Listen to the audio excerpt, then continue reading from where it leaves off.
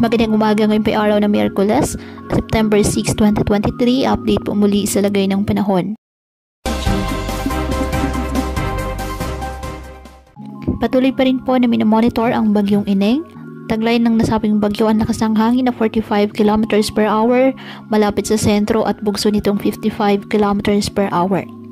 Ang nasabing bagyo ay hindi naman inaasahang maglandfall o tatama sa anumang bahagi ng ating kalupaan at wala po itong direktang epekto sa lagay ng ating panahon.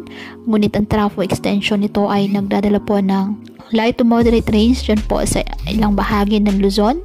Kasabay din po nito patuloy rin na hinahatak nito o pinapalakas ang southwest monsoon o habagat.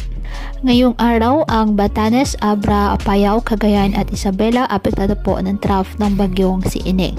Ang Pangasinan, Zambales at Bataan asahan ng monsoon rains dahil po sa habagat. At ang Metro Manila, nalalabing bahagi ng Ilocos Region, Benguet, Pampanga, Bulacan, Rizal, Cavite, Batangas at Occidental Mindoro asahan naman ang occasional rains dahil pa rin sa habagat.